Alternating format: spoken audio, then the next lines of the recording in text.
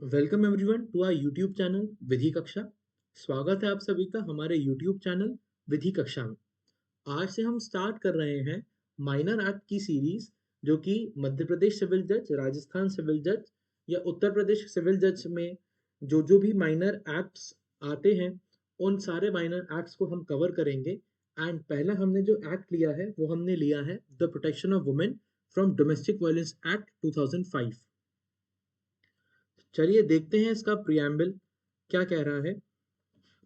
An act to provide for more effective protection of the rights of women guaranteed under the Constitution who are victims of violence of any kind occurring within the family and for matters connected therewith or incidental thereto।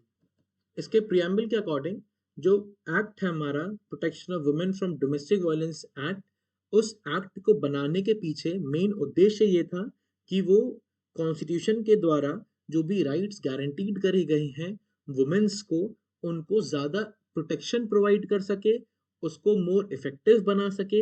And specifically उनके लिए जो कि victims हैं, ऐसी women's जो कि victims हैं किसकी, डोमेस्टिक वायलेंस की, जो कि उनके कहीं ना कहीं फैमिलीज में हो रहा है उनके ऊपर, या फिर ऐसे हर उस मैटर की जो कि वो एक्ट ऑफ डोमेस्टिक वायलेंस से कनेक्टेड है।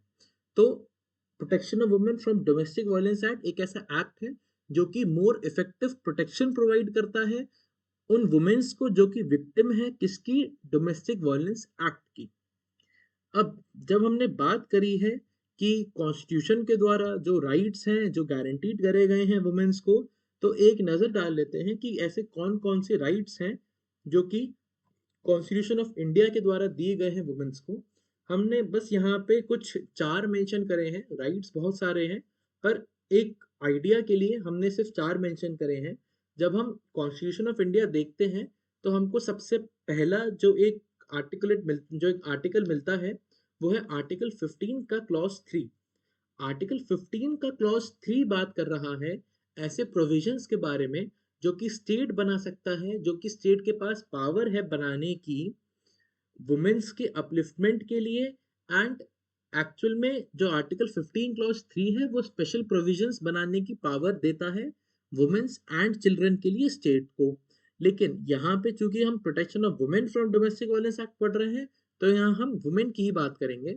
तो स्टेट के पास ऐसी पावर्स हैं आर्टिकल 15 क्लॉज 3 के जरिए, जिसको यूज करके वो स्पेशल प्रोविजन बना सकता है, वो स्पेशल लॉज बना सकता है वुमेन्स के अपलिफ्टमेंट के लिए। एंड ऐसा कोई भी लॉ जो है वो आर्टिकल 14 के वॉयलेशन में नहीं माना जाएगा। यहाँ पे एक वर्ड यूज हुआ है अफर्मेटिव डिस्क्रिमिनेशन। अब अफर्मेटिव डिस्क्रिमिनेशन मतलब अब वुमेन्स के अपलिफ्टमेंट के लिए, वुमेन्स के सोशल स्ट्रेटा को उठाने के लिए, उनको आगे लाने के लिए एक ऐसा लॉ भी बना सकता है स्टेट जो कि एक पॉजिटिव सेंस में उनके लिए ही हो एंड स्पेसिफिकली उनको ही डील करता हो। ठीक है। दूसरा है जो एक आर्टिकल मिलता है, वो आर्टिकल मिलता है आर्टिकल 39 का क्लॉज ई, जो कि बात करता है ऐसे लॉज के बारे में, ऐसे प्रोविजन के बारे में जो कि स्टेट बना सकता है जो कि health and strength of women workers से रिलेटेड हो।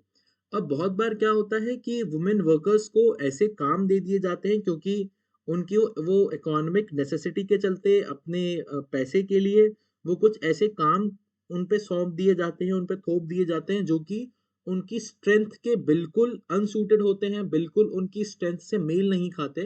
तो स्टेट के पास क्या है, ये पावर है कि वो ऐसे रूल्स बना सकता है, ऐसे लॉज बना सकते हैं जो कि health and strength of women workers को मद्देनजर रखते हुए, उनकी इकोनॉमिक नेसेसिटी को मद्देनजर रखते हुए ऐसा उनसे कोई भी एक्ट ना कराया जाए, उनको कोई भी फोर्स नहीं करा जाए ऐसा एक्ट करने के लिए जो कि उनकी स्ट्रेंथ के अगेंस्ट हो, जो कि उनकी स्ट्रेंथ से मेल नहीं खाता हो। फिर हमारे पास एक और आर्टिकल है आर्टिकल 42, जो कि बात करता है जस्ट एंड ह्यूमन कंडीशंस की एट वर्क प्लेस वुमेन्स के लिए एंड मेटर्निटी बेनिफिट्स की वुमेन्स के लिए। अब बहुत टाइम ऐसा होता है कि कोई भी लॉज अवेलेबल नहीं होते हैं मेटर्निटी रिलीफ के लिए। तो जो जो भी लॉज स्टेट गवर्नमेंट बनाए या फिर सेंट्रल गवर्नमेंट बनाए, तो वो लॉज जो है वो आर्टिकल 42 की मदद से ही ऐसे लॉज बनाए जा सकते हैं वुमेन्स के बेटरमेंट के लिए, अपलिफ्टमेंट के लिए। एंड अगर कोई भी ऐसा लॉ बनाया गया है वुमेन्स के लिए, तो वो जो लॉ है वो वुमेन का एज अ राइट हो जाता है। वुमेन्स के पास वो एक राइट मिल जाता है कि उस लॉ को यूज करके अपने अपलिफ्टमेंट के लिए वो खुद काम कर सकती हैं, वो उस लॉ का फायदा उठा सकती हैं। एंड उस लॉ को डिनाई करने के लिए स्टेट के पास या यूनियन के पास ऐसा कोई भी रूल नहीं है जिसके चलते वो उनको उनका राइट डिनाई कर सके। फिर हमारे पास एक और आर्टिकल है, आर्टिकल 51 ए का क्लॉज ई, जो कि बात करता है कि जो भी सिटीजन्स हैं इंडिया के, वो या तो ऐसी प्रैक्टिसेस जो कि डेरोगेटरी हैं वुमेन्स के लिए, या अगर वो उसको अपनाते हैं तो वो उसको उनको रिनाउंस कर देना चाहिए, उनको ऐसी प्रैक्टिसेस छोड़ देनी चाहिए, या उनको ऐसी प्रैक्टिसेस अपनानी ही नहीं चाहिए जो कि डेरोगेटरी हैं किसी डिग्निटी ऑफ वुमेन के लिए, किसी वुमेन की डिग्निटी के लिए। तो अगर ऐसा पार्लियामेंट कोई भी लॉ बनाती है जो कि किसी वुमेन की डिग्निटी के रिगार्डिंग है या वुमेन्स की डिग्निटी के रिगार्डिंग है, तो सिटीजन्स ऑफ इंडिया को ऐसा करना चाहिए कि ऐसी हर वो प्रैक्टिस जो कि वो अपनाते चले आए हैं, या जो वो अपना रहे हैं, या जो वो अपनाते कभी थे, उसको उनको छोड़ देना चाहिए, उसको उनको रिनाउंस कर देना चाहिए। तो ये कुछ राइट्स थे जो कि वुमेन्स को दिए गए हैं कॉन्स्टिट्यूशन के द्वारा। एंड अब स्टार्ट करते हैं, चलिए, section 1, protection of women from domestic violence act का, जो कि बात कर रहा है short title extent and commencement के बारे में। इसका सबसेक्शन 1 देखते हैं। सबसेक्शन 1 में लिखा है, दिस एक्ट में be called the protection of women from domestic violence act 2005। ठीक है, इसमें तो कोई प्रॉब्लम है नहीं। सबसेक्शन 2 देखते हैं, it extends to the whole of India. अब Jammu and Kashmir reorganisation act के पहले ये जो एक्ट था हमारे पास, ये जम्मू एंड कश्मीर पर अप्लाई नहीं होता था। लेकिन Jammu and Kashmir reorganisation act के बाद से protection of women from domestic violence act Jammu and Kashmir पर भी लागू होने लगा। एंड जिसका मतलब ये है कि अब ये होल ऑफ इंडिया पर एप्लीकेबल है। सबसेक्शन 3 बात कर रहा है इसके एनफोर्समेंट की। तो इसका एनफोर्समेंट प्री में भी एक क्वेश्चन आता है, तो इसका एनफोर्समेंट यहाँ पे नोट कर लीजिएगा। ये एनफोर्स हुआ था 26 ऑफ अक्टूबर 2006 को। ये प्री में क्वेश्चन आता है तो ये इंपॉर्टेंट है, इसको प्लीज नोट डाउन कर लीजिएगा। अब चलते हैं सेक्शन 2 में, जो कि है डेफिनेशन के बारे में। और पहली डेफिनेशन जो दी गई है हमको, वो है अग्रीव्ड पर्सन की। अब ये इंपॉर्टेंट डेफिनेशन है, देखते हैं क्या कह रहे हैं इसमें। Means any person, sorry, agreed person means any woman who is or has been in a domestic relationship with the respondent and who alleges to have been subjected to any act of domestic violence by the respondent। मतलब समझते हैं इसका। Aggrieved person means कौन? Any women. अब यहाँ पे word लिखा है एनी वुमेन, मतलब वुमेन जो किसी भी एज ग्रुप की हो, वो अग्रीव पर्सन मानी जा सकती है।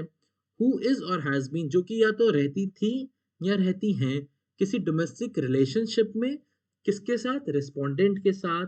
एंड जो ऐसा एलिज करती हैं, जो ऐसा आरोप लगाती हैं कि उनके ऊपर कोई एक्ट ऑफ डोमेस्टिक वायलेंस हुआ है रेस्पोंडेंट के द्वारा, या रेस्पोंडेंट ने कोई ऐसा act of domestic violence commit करा है उनके ऊपर।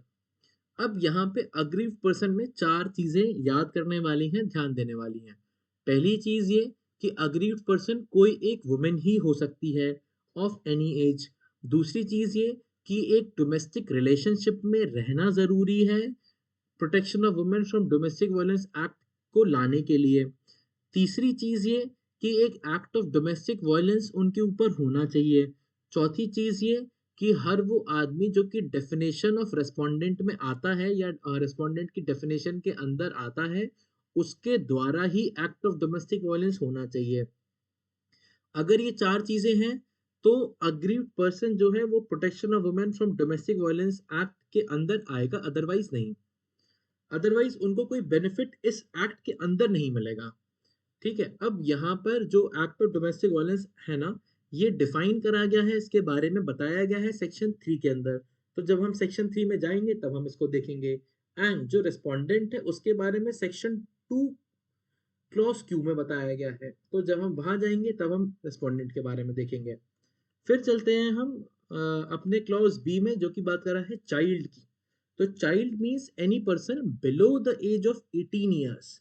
अब यहाँ पे ये चीज भी इंपॉर्टेंट है कि 18 साल से कम के पर्सन को ही चाइल्ड माना जाएगा। एंड अब चाइल्ड का मतलब सिर्फ ये नहीं माना जाएगा कि वो बायोलॉजिकल चाइल्ड ही चाइल्ड है। इस डेफिनेशन के अंदर चाइल्ड मतलब अडॉप्टेड चाइल्ड भी माना जाएगा, स्टेप भी माना जाएगा एंड फॉस्टर चाइल्ड भी माना जाएगा। अब यहाँ पे जो वर्ड लिखा है ना एंड इंक्लूड्स मतलब एक चाइल्ड तो वो हो गया जो आपका बायोलॉजिकल चाइल्ड है, प्लस दूसरा चाइल्ड कौन सा हो गया, या तो वो अडॉप्टेड हो या स्टेप हो या फिर फॉस्टर हो। ये तीनों कैटेगरी ऑफ चाइल्ड जो है ना, ये चाइल्ड की डेफिनेशन में आएंगे। ठीक है। फिर क्लॉज सी है कंपेंसेशन ऑर्डर के बारे में, जिसके बारे में हम सेक्शन 22 में जब जाएंगे तब पढ़ेंगे। डी बात कर रहा है कस्टडी ऑर्डर के बारे में, इसके लिए जब हम सेक्शन 21 में जाएंगे तब देखेंगे। फिर आते हैं हम क्लॉज ई में, जो कि बात कर रहा है डोमेस्टिक इंसिडेंट रिपोर्ट की। अब यहाँ पे ये चीज इंपॉर्टेंट है। तो domestic incident report means a report made in the prescribed form on receipt of a complaint of domestic violence from the aggrieved person. अब डोमेस्टिक इंसिडेंट रिपोर्ट का क्या मतलब है, ये कौन सी रिपोर्ट? ये एक ऐसी रिपोर्ट है जो कि प्रिस्क्राइब्ड है फॉर्म नंबर 1 में, जिसका कि जो प्रोफार्मा है वो फॉर्म नंबर 1 में दिया गया है। कब भरी जाएगी या कब बनाई जाएगी डोमेस्टिक इंसिडेंट रिपोर्ट? जबकि एक कंप्लेंट रिसीव्ड हो डोमेस्टिक वायलेंस की अग्रीव्ड पर्सन के द्वारा। अब यहाँ पे एक चीज जो प्री में आ जाती है आप लोग के एग्जाम में, वो ये है कि डोमेस्टिक इंसिडेंट रिपोर्ट जो है उसको प्रिपेयर कौन करता है, बनाता कौन है? तो उसको प्रोटेक्शन ऑफिसर या फिर सर्विस प्रोवाइडर्स उसको फिल अप करते हैं, उसको बनाते हैं, उसको प्रिपेयर करते हैं। ठीक है, ये आपका प्री का क्वेश्चन है, इसको मार्क कर लीजिएगा, इंपॉर्टेंट है ये। अब यहाँ पे मैंने थोड़ा सा ये डोमेस्टिक इंसिडेंट रिपोर्ट का एक प्रोफार्मा है जो कि पेश करा है, हो सकता है इजीली दिख जाए, देखिएगा। अब यहाँ पे मेंशन्ड है फॉर्म नंबर 1 में है ये। ठीक है। अब यहाँ पे देखिए लिखा भी है domestic incident report under section 9B and 37 clause 2 clause C of the protection of women from domestic violence act 2005। अब यहाँ पे देखते हैं कि क्या क्या एक्चुअल में भरा जाता है डोमेस्टिक इंसिडेंट रिपोर्ट में। तो सबसे पहले तो भरा जाता है डिटेल्स ऑफ द कंप्लेनेंट या फिर अग्रीव्ड पर्सन। अब इसका मतलब क्या? या तो अग्रीव्ड पर्सन आके कंप्लेंट लिखा दे डोमेस्टिक वायलेंस की, या फिर कोई कंप्लेनेंट आके कंप्लेंट लिखा दे डोमेस्टिक वायलेंस की। अगर अग्रीव्ड पर्सन किसी कारणों से नहीं आ पा रहा है या अप्रोच नहीं कर पा रहा है प्रोटेक्शन ऑफिसर को, या नहीं बता पा रहा है कि क्या उनके ऊपर बीती है, तो फिर कोई कंप्लेनेंट हो कोई भी, वो आके डोमेस्टिक वायलेंस की कंप्लेंट कर सकता है प्रोटेक्शन ऑफिसर या सर्विस प्रोवाइडर से। अब यहाँ पे सबसे पहले है नेम ऑफ द कंप्लेनेंट या अग्रीड पर्सन, उसकी एज लिखी जाएगी। फिर है address of the shared house hold. Shared house hold का मतलब जहां पर कि जो अग्रीव्ड पर्सन है एंड जो रिस्पोंडेंट है वो साथ रहे हों एंड वहां पर act of domestic violence commit हुआ हो। फिर प्रेजेंट एड्रेस है, देन फोन नंबर्स है। फिर जो है सीरियल नंबर 2 में वो है डिटेल्स ऑफ द रिस्पोंडेंट। अब रिस्पोंडेंट के बारे में सब कुछ लिखेंगे कि उसका क्या नाम है, उसका रिलेशनशिप क्या है अग्रीड पर्सन से, कहाँ रहता है एंड उसका मोबाइल नंबर। फिर बच्चों के बारे में भी फिर डिटेल्स लिखेंगे कि अग्रीड पर्सन के कितने बच्चे हैं, नंबर ऑफ चिल्ड्रंस एंड उनकी फिर डिटेल्स लिखेंगे। अब जो डोमेस्टिक वायलेंस होता है ना, उसको भी हमने जो अब्यूज है बेसिकली, उसको हमने 4 पार्ट्स में डिवाइड कर रखा है। पहला है फिजिकल अब्यूज, दूसरा सेक्सुअल अब्यूज, तीसरा वर्बल या इमोशनल अब्यूज एंड चौथा है इकोनॉमिक अब्यूज। तो अगर इन सब अब्यूजेस के अंडर कोई भी एक्ट होता है ना, तब उसको हम protection of women from domestic violence act में लाते हैं। अदरवाइज फिर वो अपने आप ही, अगर जो भी अब्यूज है, जो भी एक्ट है, वो इन 4 अब्यूजेस के अंदर अगर नहीं आ पाता है, तो फिर वो protection of women from domestic violence act के अम्ब्रेला के अंदर नहीं आ पाएगा। ठीक है। तो अब सबसे पहले देखते हैं कि यहाँ पे क्या क्या मेंशन्ड है प्रोफार्मा में। तो सबसे पहले है डेट प्लेस ऑफ वायलेंस, कहाँ हुआ, कब हुआ and time of violence. Person जिसने की डोमेस्टिक वायलेंस करा, type of violence, physical violence था, सेक्सुअल वायलेंस था, वर्बल या इमोशनल वायलेंस था, या इकोनॉमिक वायलेंस था, क्या था। और अगर कोई तरह का आपको हर्ट हुआ है तो उसको भी स्पेसिफाई करना पड़ेगा। फिर यहाँ पे देखिए सेक्सुअल वायलेंस का पूरा कॉलम बना है। इस कॉलम में ये 4 चीज़ें मेंशन्ड हैं कि आपको कोई फोर्सिबली यूज़ कर रहा था किसी और को एंटरटेन करने के लिए, या फिर कोई और तरह का सेक्सुअल एक्ट करा गया, या ह्यूमिलिएट करा गया, डिग्रेड करा गया, या आपकी डिग्निटी को वायलेट करा गया। ठीक है? तो ये सब सेक्सुअल वायलेंस में आ जाता है। फोर्स्ड सेक्सुअल इंटरकोर्स करा गया। ठीक है? फिर आता है वर्बल एंड इमोशनल अब्यूज। अब वर्बल एंड इमोशनल अब्यूज में ये बहुत सारे ये चीजें मेंशन्ड हैं। तो अगर कोई भी एक्ट इन चीजों की इन चीजों के अंदर आ रहा होगा तो वो वर्बल एंड इमोशनल अब्यूज में आएगा। जैसे कि insult for not having a male child. अब अगर कोई भी आदमी किसी वुमेन को इंसल्ट करता है कि भाई तुम्हारा कोई लड़का पैदा नहीं हुआ, ये नहीं हुआ, वो नहीं हुआ, तो वो वर्बल एंड इमोशनल अब्यूज में आएगा। या फिर insult for not having a child. अब लड़का तो लड़का, अब कोई तुम्हारा चाइल्ड ही नहीं हुआ, जैसे कि हम देखते थे पहले होता था। तो ये सब चीजें वर्बल एंड इमोशनल अब्यूज में आएंगी। या फिर नेम कॉलिंग हो रहा है, जो कि किसी और नाम से आपको बुलाया जा रहा है, या जो आपको पसंद नहीं है वो उस नाम से आपको रिडिक्यूल करा जा रहा है या बुलाया जा रहा है। ठीक है? या फिर preventing you from taking a job, या फिर कोई जॉब नहीं करने दी जा रही है आपको। तो ये सब चीजें जो है ये वर्बल एंड इमोशनल अब्यूज में आएंगी। फिर है इकोनॉमिक वायलेंस। अब इकोनॉमिक वायलेंस में क्या कि जो भी रेस्पोंडेंट है वो अग्रीड पर्सन को पैसे नहीं प्रोवाइड कर रहा है उनके मेंटेनेंस के लिए एंड उनके बच्चों के मेंटेनेंस के लिए, या फिर फूड एंड क्लोथ्स नहीं प्रोवाइड कर रहा है उनके या उनके बच्चों के लिए। तो ये सब चीज़ें इकोनॉमिक वायलेंस में आती हैं। फिर यहाँ पे अब एक लिस्ट ऑफ डॉक्यूमेंट्स है जो कि अटैच करना पड़ता है। जैसे कि डॉक्टर सर्टिफिकेट हो गया, या कोई और प्रिस्क्रिप्शन हो गया, जिससे कि जो अग्रीव्ड पर्सन है, जैसे उसको कोई बीमारी है, कुछ है, तो डॉक्टर का सर्टिफिकेट लगाना पड़ेगा। ऐसा कोई भी स्त्रीधन की रिपोर्ट, पूरी लिस्ट तैयार करनी पड़ेगी, पूरी एक स्त्रीधन की वो लगानी पड़ेगी। या फिर कोई मेडिकल लीगल सर्टिफिकेट है तो वो लगाना पड़ेगा। तो इन सब के साथ ये 3-4 ये चीजें लगाई जाती हैं। फिर अब यहाँ पे जो सीरियल नंबर 6 है ना, इसमें देखिए लिखा है कि order that you need under protection of women from domestic violence act. अब आप कौन सा ऑर्डर चाहते हैं, किस तरह का प्रोटेक्शन चाहते हैं? या तो प्रोटेक्शन ऑर्डर चाहते हैं सेक्शन 18 में, या रेसिडेंस ऑर्डर चाहते हैं, या मेंटेनेंस ऑर्डर चाहते हैं, या कस्टडी ऑर्डर, या कंपनसेशन ऑर्डर। तो उसमें आपको स्पेसिफिकली मेंशन करना पड़ेगा कि हमें किस तरह का प्रोटेक्शन चाहिए। फिर यहाँ देखते हैं। अब यहाँ पे देखिए सबसे एंड में लिखा है counter signature of protection officer या सर्विस प्रोवाइडर, जिसका कि क्या मतलब कि या तो प्रोटेक्शन ऑफिसर या कोई सर्विस प्रोवाइडर जो है, इन दोनों में से कोई एक इसको फिलअप करेगा, इसको प्रिपेयर करेगा इस रिपोर्ट को। अब यहाँ पे एक मेन चीज क्या है कि इस रिपोर्ट की कॉपी किस किस को भेजी जाती है। तो सबसे पहली चीज ये कि लोकल पुलिस स्टेशन को एक कॉपी भेजी जाएगी, एक कॉपी भेजी जाएगी सर्विस प्रोवाइडर को या प्रोटेक्शन ऑफिसर को, जो वो खुद होंगे अपने पास रख लेंगे, एक अग्रीड पर्सन को दी जाएगी। फिर एक कॉपी दी जाती है मैजिस्ट्रेट को, जो भी कंसर्न एरिया का, जहां पर ये रिपोर्ट फाइल हुई ना, जो भी उस कंसर्न एरिया का मैजिस्ट्रेट होगा ना, उसको एक कॉपी फॉरवर्ड करी जाएगी। ठीक है? तो ये तो बात हो गई डोमेस्टिक इंसिडेंट रिपोर्ट की। अब आते हैं क्लॉज एफ में, जो कि है डोमेस्टिक रिलेशनशिप के बारे में।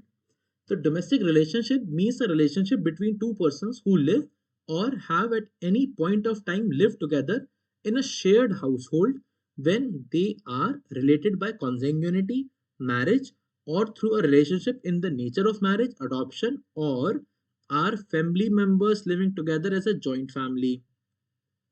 अब डोमेस्टिक रिलेशनशिप का क्या मतलब है? डोमेस्टिक रिलेशनशिप मीन्स एक ऐसी रिलेशनशिप दो लोगों के बीच में जो कि या तो साथ रहते हैं या साथ रहते थे एक पॉइंट ऑफ टाइम पर, एक शेयर्ड हाउस होल्ड में, मतलब एक घर में, जो कि वो दोनों साथ में रहते थे। कब? जब वो साथ में आपस में रिलेटेड थे, कैसे? बाय कॉन्जेंग्यूनिटी। कॉन्जेंग्यूनिटी का मतलब है ब्लड रिलेशंस, मतलब ऐसे लोग जो कि थ्रू ब्लड कनेक्टेड हैं, वो लोग एक साथ रहते थे एक डोमेस्टिक रिलेशनशिप में।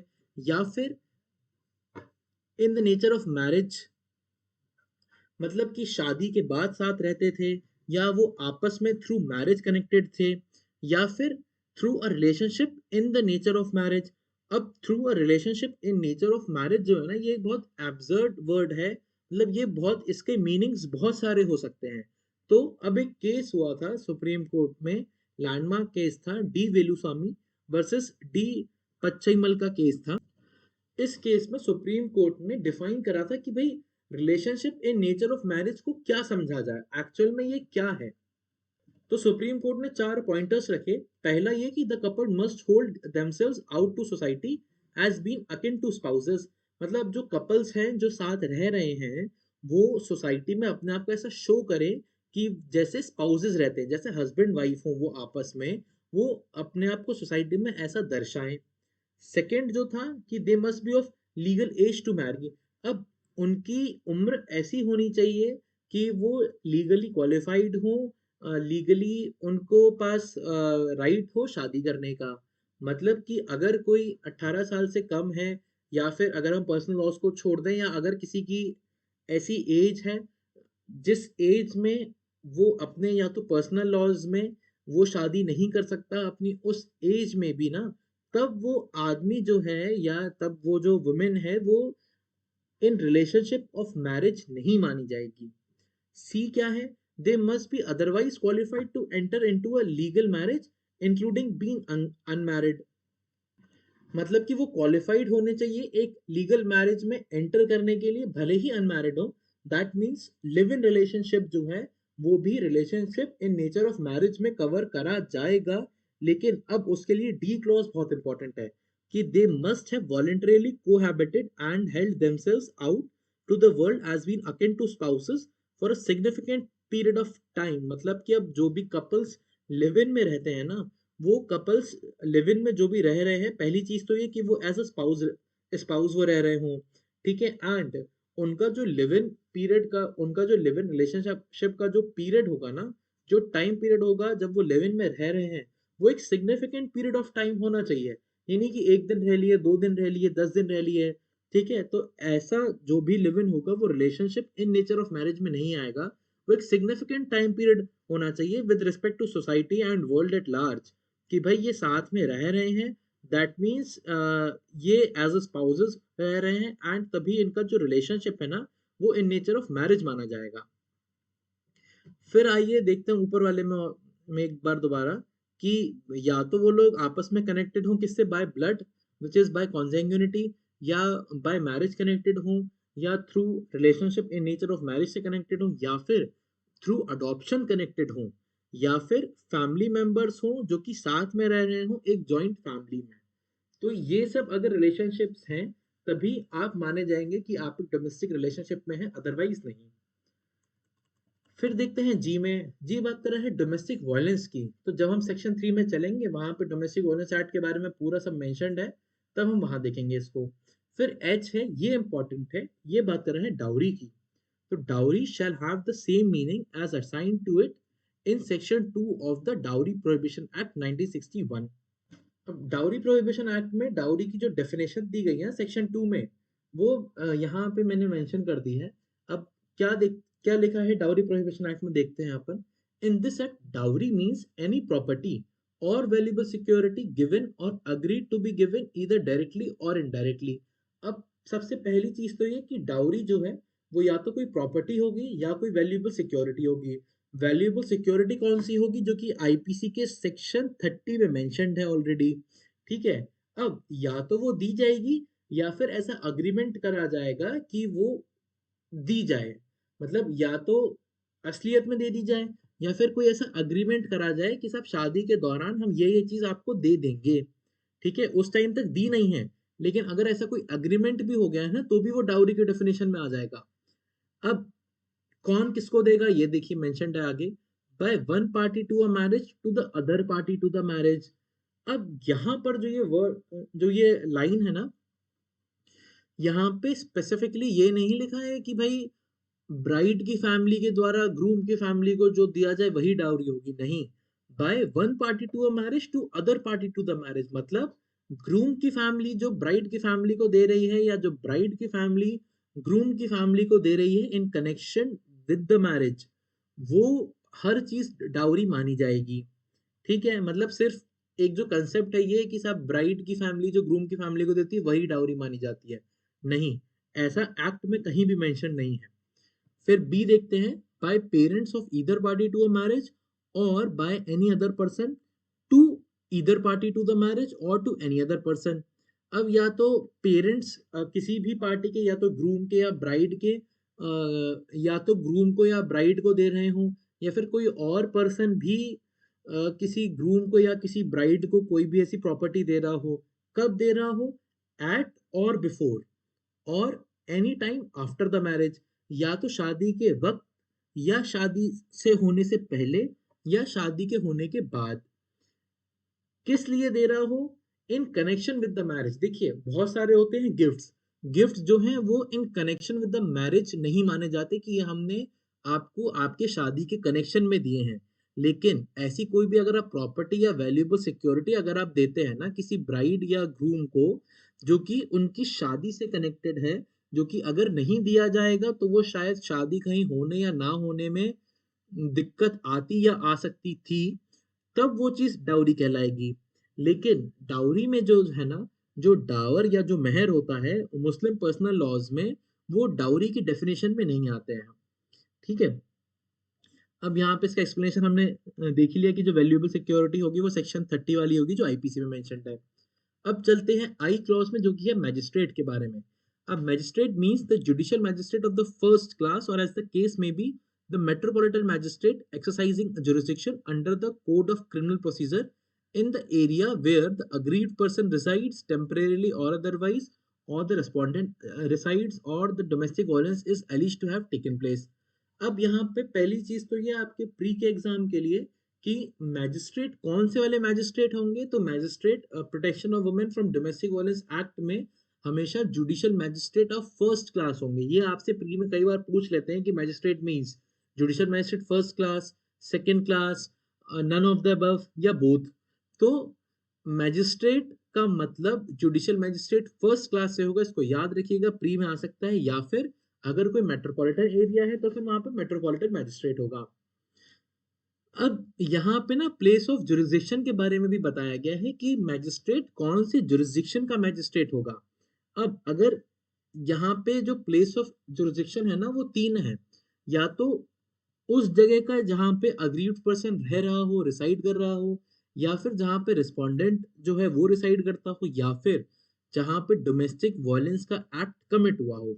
ठीक है, तो जो मैजिस्ट्रेट होगा वो इन तीन जगह के मैजिस्ट्रेट्स को माना जाएगा। ठीक।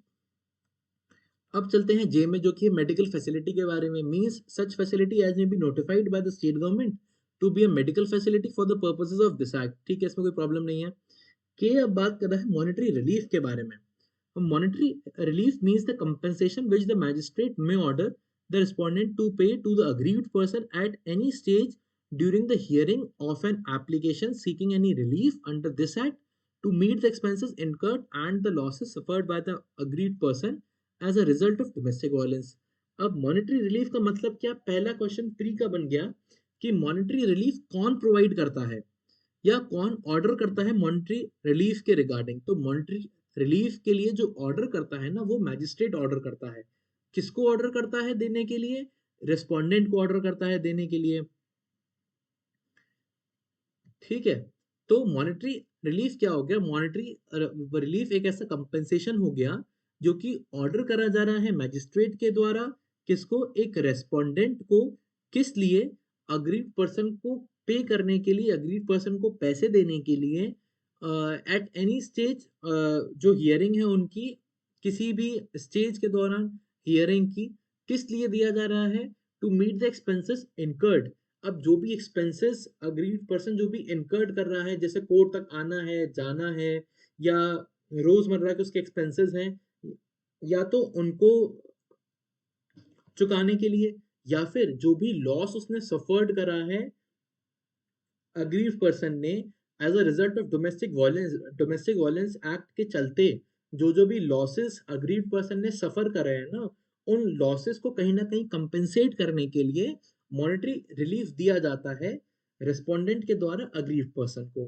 ठीक है, ये आपका प्री में आ सकता है, इसको नोट कर लीजिएगा। के में है मॉनेटरी रिलीफ। अब चलते हैं एल में, जो कि नोटिफिकेशन के बारे में बात कर रहा है कि notification means a notification published in the official gazette and the expression notified shall be constitute accordingly. ठीक है। एम में प्रिस्क्राइब्ड है, means prescribed by the rules made under this act. अब डोमेस्टिक, ये protection of women from domestic violence act जो है ना, ये तो आया 2005 में। लेकिन इसके साथ इसके रूल्स भी आए, जो कि है protection of women from domestic violence act rules 2006। And ये वाले रूल्स अगर कभी आप लोग को टाइम मिले ना, तो आप लोग के कुछ कुछ बेयर एक्ट्स में उसके पीछे दिए गए हैं, अदरवाइज इनको पढ़िएगा, ये भी इंपॉर्टेंट है। सिविल जज में कभी नहीं पूछे जाते हैं सिविल जज के एग्जाम में, लेकिन कभी जब टाइम मिले देखना हो तो इसको एक बार देख सकते हैं। फिर आता है हमारे पास एंड में प्रोटेक्शन ऑफिसर के बारे में। So protection officer means an officer appointed by the state government under subsection 1 of section 8। इसको यहाँ पे नोट कर लीजिएगा, प्री के रेस्पेक्ट में प्रोटेक्शन ऑफिसर के बारे में दिया है सेक्शन 8 सबसेक्शन 1 में। एंड प्रोटेक्शन ऑफिसर को कौन अपॉइंट करता है? तो प्रोटेक्शन ऑफिसर को अपॉइंट करती है स्टेट गवर्नमेंट, ठीक है। एंड प्रोटेक्शन ऑफिसर जो होता है ना, मेनली जो प्रेफरेंस दिया जाता है वो वुमेन्स को दिया जाता है, पर ऐसा मैंडेटरी नहीं है कि हमेशा जो प्रोटेक्शन ऑफिसर हो वो वुमेन ही हो, ठीक है। फिर चलते हैं ओ क्लॉज में, जो कि बात कर रहा है प्रोटेक्शन ऑर्डर की। It means an order made in terms of section 18। जब हम सेक्शन 18 देखेंगे तब पढ़ेंगे हम प्रोटेक्शन ऑर्डर के बारे में। फिर पी बात कर रहा है रेजिडेंस ऑर्डर की, तो जब हम सेक्शन 19 देखेंगे तब हम रेजिडेंस ऑर्डर के बारे में देखेंगे। अब आता है क्लॉज क्यू, जो कि बात कर रहा है रेस्पोंडेंट की। अब ये इंपॉर्टेंट है। तो respondent means any adult male person. अब पहली चीज तो ये कि सेक्शन जो कह रहा है, सेक्शन ये कह रहा है कि जो रिस्पोंडेंट है वो कोई भी एडल्ट मेल पर्सन ही माना जाएगा, who is or has been in a domestic relationship with the aggrieved person and against whom the aggrieved person has sought any relief under this act. अब मतलब क्या कि भाई रेस्पोंडेंट कौन माना जाएगा? पहली चीज, कोई भी एडल्ट मेल पर्सन को ही रेस्पोंडेंट माना जाएगा जो कि किसी डोमेस्टिक रिलेशनशिप में रहता था अग्रीव्ड पर्सन के साथ, एंड जिसके अगेंस्ट अग्रीव्ड पर्सन ने क्या आरोप लगाया है या कोई रिलीफ मांगा है, या तो आरोप लगा है डोमेस्टिक वायलेंस कमिट करने का, या फिर कोई रिलीफ मांगा है protection of women from domestic violence act के अंदर। लेकिन अब ये जो वर्ड था ना एडल्ट मेल पर्सन, अब सुप्रीम कोर्ट में ये केस गया एक, तो सुप्रीम कोर्ट में जो केस गया वो केस था हीरालाल हरसोरा वर्सेस कुसुमैन हरसोरा। अब इस केस में सुप्रीम कोर्ट ने क्या कहा कि भाई जो एडल्ट मेल पर्सन है ना, एडल्ट मेल पर्सन ना होके सुप्रीम कोर्ट ने कहा कि यहाँ पे इंसर्ट होना चाहिए था एनी पर्सन। अब एनी पर्सन में या तो मेल आ सकता है या फीमेल आ सकता है, क्योंकि सुप्रीम कोर्ट ने ये कहा था बेसिकली कि जो वर्ड है एडल्ट मेल पर्सन, अब अगर सिर्फ एडल्ट मेल पर्सन ही लिखा रहेगा तो रेस्पोंडेंट की कैटेगरी में कभी फीमेल्स को आप इंक्लूड नहीं कर सकते। तो अब आप अगर उसको इंक्लूड नहीं कर सकते तो आप ऐसा तो मान नहीं सकते कि भाई जो एक्ट ऑफ डोमेस्टिक वायलेंस है वो हमेशा सिर्फ मेन ही करते हैं, वुमेन भी तो act of domestic violence commit कर सकती हैं। तो इसको चलते फिर सुप्रीम कोर्ट ने इसकी जो रिस्पोंडेंट की जो डेफिनेशन है ना, वहां पे अब एनी एडल्ट मेल पर्सन के बजाय एनी पर्सन पढ़ा जाएगा, ऐसा सुप्रीम कोर्ट ने कहा। अब यहाँ पे एक प्रोवाइजो भी है कि provided that any aggrieved wife or female living in a relationship in the nature of marriage may also file a complaint against the relative of the husband or the male partner। अब कोई भी wife जो कि aggrieved हो या कोई भी female जो कि एक लिविंग इन रिलेशनशिप में हो जो कि इन नेचर ऑफ मैरिज हो, वो कंप्लेंट फाइल कर सकती है, ना कि सिर्फ हस्बैंड के अगेंस्ट में बट कोई भी रिलेटिव ऑफ द हस्बैंड के अगेंस्ट में या उसके मेल पार्टनर के रिलेटिव्स के अगेंस्ट में भी केस फाइल किया जा सकता है। दैट मीन्स ये भी जो रेस्पोंडेंट की एक जो कैटेगरी है, जो डेफिनेशन है, तो रिलेटिव्स ऑफ हस्बैंड या मेल पार्टनर भी उसकी डेफिनेशन में आते हैं, ठीक है। ये तो हो गया आपका रेस्पोंडेंट के बारे में। अब चलते हैं आर में, जो कि है सर्विस प्रोवाइडर के बारे में। Service provider means any entity registered under subsection 1 of section 10। जब हम सेक्शन 10 देखेंगे तब हम सर्विस प्रोवाइडर के बारे में पढ़ेंगे। अब हम चलते हैं अपनी अगली डेफिनेशन में, जो कि है शेयर्ड हाउस होल्ड के बारे में। ये इंपॉर्टेंट है, प्री में आ जाता है, इसको नोट करिएगा। Shared household means a household where the person aggrieved lives or at any stage has lived in a domestic relationship। अब यहाँ पे हम जरा रुक जाते हैं। शेयर्ड हाउस होल्ड का क्या मतलब हो गया? एक ऐसा हाउस होल्ड, एक ऐसा घर जहां पर कि जो अग्रीव्ड पर्सन है वो रहते हैं, वो रहती हैं, या फिर at any point of time अपनी लाइफ में कभी रहते थे एक डोमेस्टिक रिलेशनशिप में। डोमेस्टिक रिलेशनशिप हमने ऊपर पढ़ा था, जिसका मतलब था कि ऐसा रिलेशनशिप किसी दो लोगों के बीच में जो कि भाई कॉन्sanguinity मैरिज या मैरिज या फिर अडॉप्शन से या फिर relationship in nature of marriage से होगा। ठीक है। ठीक है, तो पहली चीज तो ये क्लियर हो गई कि एक शेयर्ड हाउस होल्ड कौन सा हाउस होल्ड हुआ जिसमें कि जो अग्रीव्ड पर्सन है वो या तो रहती हैं या फिर at at a point of time अपनी लाइफ में कभी रहती थी एक डोमेस्टिक रिलेशनशिप में, या तो अकेले या फिर रेस्पोंडेंट के साथ। ठीक है। एंड अब यहाँ पे क्या है आगे, includes such a household whether owned or tenanted or by the either jointly by the aggrieved person and the respondent। And अब शेयर्ड हाउस होल्ड एक वो भी घर हो सकता है जहां पर कि जो रिस्पॉन्ड जहां पर कि जो अग्रीव्ड पर्सन है एंड जो रिस्पोंडेंट है या तो वो किसी एक ऐसे मकान में रहते थे जो कि उनके द्वारा ओन करा जाता था, मतलब वो उस मकान के मकान मालिक थे, या फिर किसी ऐसे मकान में रहते थे जो कि टेनेंटेड था, मतलब जो जिसमें कि वो किराए पर रहते थे, या फिर उनमें से कोई एक आदमी उस मकान का मालिक था एंड दूसरा उसके साथ रहता था, या फिर उसमें से किसी एक आदमी ने या फिर उसमें से किसी एक पार्टी ने उस मकान को किराए पर लिया था, या फिर दोनों ने साथ में मिलकर उस मकान को किराए पर लिया था। फिर तीसरी चीज ये कि शेयर्ड हाउस होल्ड एक ऐसा घर भी है जहां पर या जिसके रेस्पेक्ट में जो अग्रीव पर्सन है या जो रिस्पोंडेंट है उस घर में उसका कोई राइट, टाइटल या इंटरेस्ट या इक्विटी रखता है उस घर में। ठीक है, अब वो राइट या टाइटल जॉइंटली भी हो सकता है, या अकेले आदमी का भी राइट या टाइटल हो सकता है, या जॉइंट इंटरेस्ट भी हो सकता है किसी एक घर में अग्रीव्ड का या रेस्पोंडेंट का, या फिर जॉइंटली भी हो सकता है या अकेले भी हो सकता है। ठीक है। एंड अब एक ऐसा हाउस होल्ड भी इंक्लूड कर दिया इन्होंने शेयर्ड हाउस होल्ड में, यहाँ पे लिखा भी है includes such a household which may belong to a joint family of which the respondent is a member. ठीक है, अब यहाँ पे aggrieved person is a member नहीं लिखा, which means shared household एक ऐसा हाउस होल्ड भी है या वो घर भी है जहां पर कि एक जॉइंट फैमिली रह रही है या फिर वो उस जॉइंट फैमिली का है जिसका कि जो रेस्पोंडेंट है ना वो एक मेंबर है। ठीक है। तो हम्म, इसका मतलब क्या हो गया कि जो रेस्पोंडेंट की जो जॉइंट फैमिली प्रॉपर्टी है उस पे भी अगर अग्रीड पर्सन उस रेस्पोंडेंट के साथ रही है तो वो शेयर्ड हाउस होल्ड ही माना जाएगा, भले जॉइंट फैमिली की प्रॉपर्टी है लेकिन फिर भी वो शेयर्ड हाउस होल्ड की डेफिनेशन में आएगा। अब आगे क्या लिखा है कि irrespective of whether the respondent or the aggrieved person has any right, title or interest in the shared household. इस चीज से कोई फर्क नहीं पड़ता कि जो अग्रीव्ड पर्सन है या जो रिस्पोंडेंट है उसका कोई राइट, टाइटल या इंटरेस्ट कभी रहा था किसी शेयर्ड हाउस होल्ड में या नहीं। ठीक है, तो यहाँ पे तीन तरह के शेयर्ड हाउस होल्ड आ गए, मतलब या फिर ये कह लीजिए कि यहाँ पे तीन तरह से शेयर्ड हाउस होल्ड बताए गए हैं। पहला तो वो जहां पर कि सिर्फ एक नॉर्मल घर जहां पे अग्रीव्ड पर्सन एंड रेस्पोंडेंट एक साथ रहे हो eight a point of time पे एक डोमेस्टिक रिलेशनशिप में।